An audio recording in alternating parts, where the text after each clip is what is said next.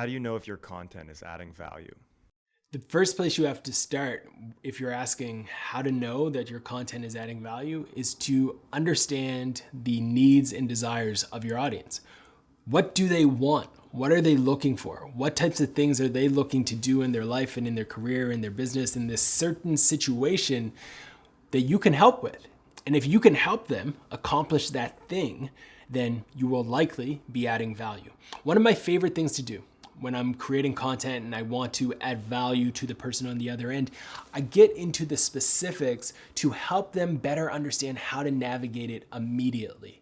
It's very easy to stay in the clouds and talk high-level theory, ideas, and concepts, but what's very impactful to ensure that you're giving value is to give people very crystal clear tactics and takeaways on what they can do.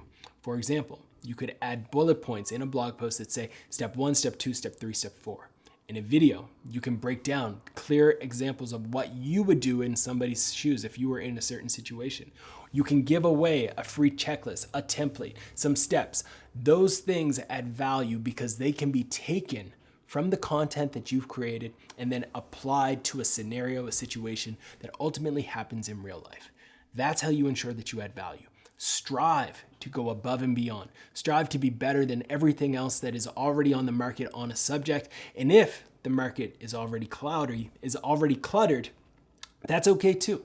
Recognize that as an opportunity to add your own voice, to add your own spin, because that alone is also valuable.